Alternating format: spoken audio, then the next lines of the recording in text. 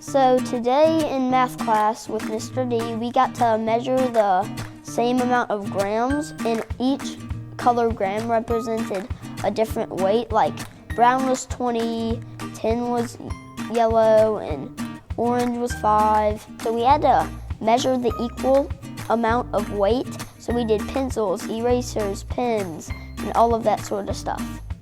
First, we had to hold the object in our hand and see how many, we had to guess how many grams it was and then write it on the piece of paper.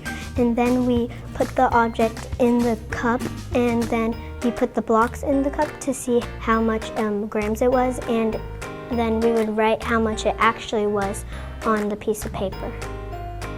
And then if you got it right, then you put a check mark next to it, put a smiley face, and so we just kind of had a really fun time.